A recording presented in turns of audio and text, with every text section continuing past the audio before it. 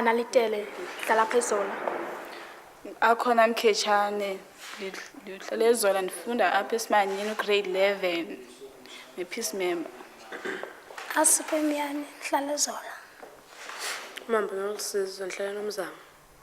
Siyabona Makita, I live here in Nomzamo. Yeah, thank you. Asipebo I live in Nomzamo. Sibusiso Elebia, I live in Lwandle and I'm a peace member. Cape Town, 16th of July 2008. Off to meet the Peace Club at Simanyene High School.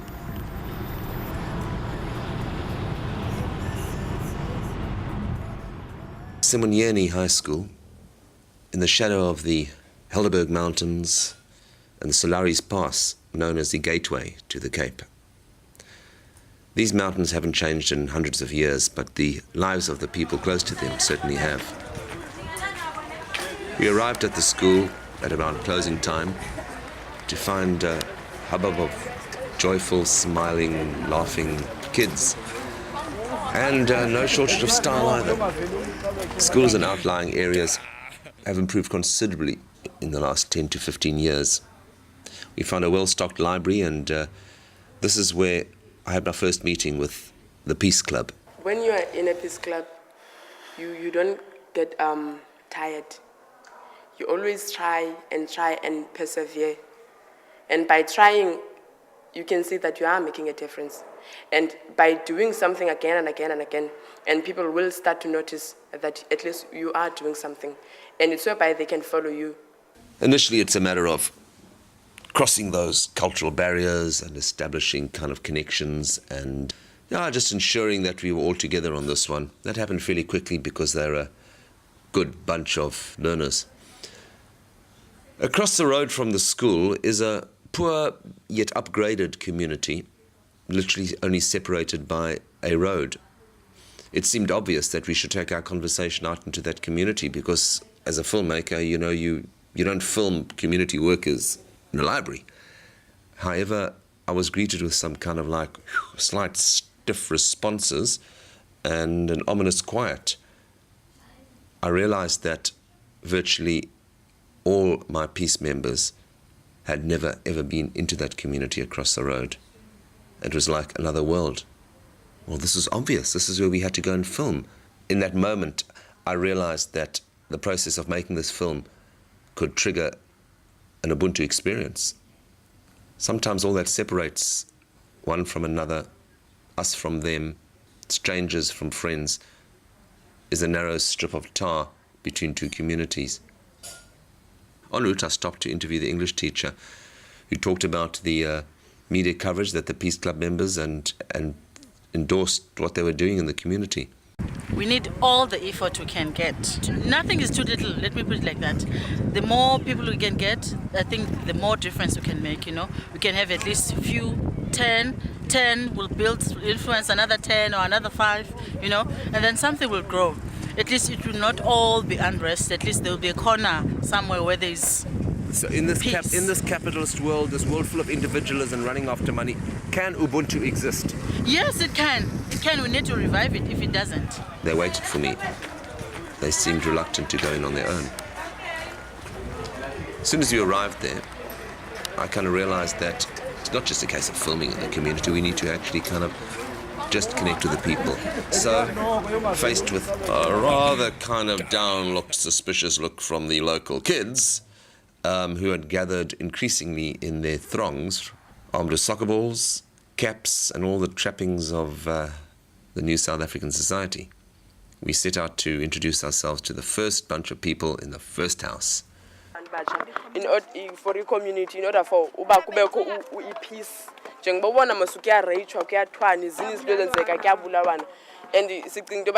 anger within ourselves. So you don't need to know anything but in order to make a change. Still, amongst the learners, there was a tension and we're not too sure about this one at all. But equal caution was coming from the other side as well. By this time, mothers and children were there. This was the middle of the day. Clearly, these people weren't working. And here alone was a story about the challenges and the poverty in these communities. This ball needed to get rolling and fast. Did they know about their activities? No. Of course, they knew the school kids, but not exactly what they're doing. Clearly the Peace Club initiatives hadn't reached this community. And then all of a sudden, freedom arrived in the form of a slightly swaggering, slightly edgy sort of character who stood in the background for a while and then started talking. Guy is walking and he's playing a guitar. The guitar, He's okay. playing a guitar. He shows the people that I have got a talent in my hand. You see, but he shot with a maybe you can see with the communication and you know what? Soon all focus turned around to him as he was clearly someone with the gift of the gab. I, smiling on my face because I could see the magic happening, watched as a small group of people started to transform. just because I stay with the people.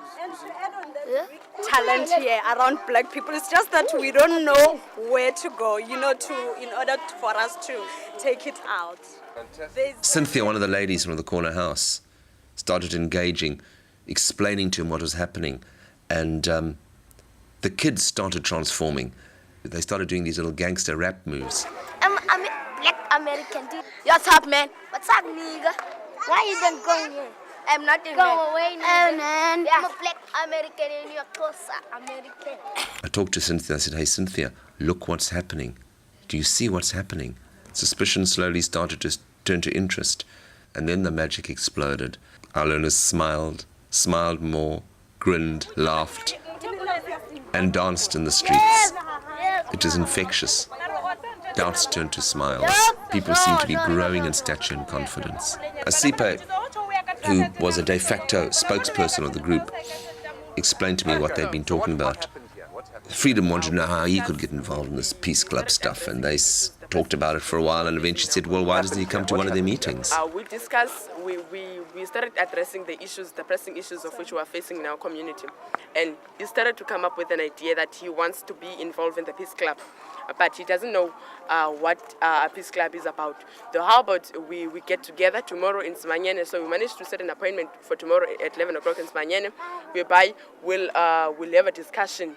We discuss and all that stuff. We come with a way forward for us, and because he wants to make a change, he wants to be a better person, he wants to be recognized as someone else, so that other people can follow him and all that stuff. So he wants to be involved in the Peace Club and will address the programs, come up with the programs of which we want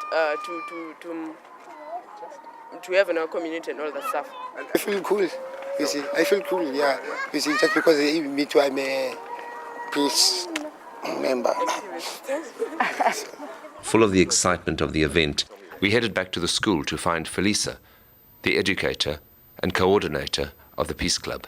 I just walked along the side and filmed what was happening. You know what? We're going to organize a camera whereby we'll capture all the things that we're doing, like the programs, and if we're going to do the cleaning, we capture all those things that or the programs or the action that we're doing as a youth, in order for us to make a change and all that stuff. But Lisa was a little bit concerned when she kind of realized where our little expedition had taken us.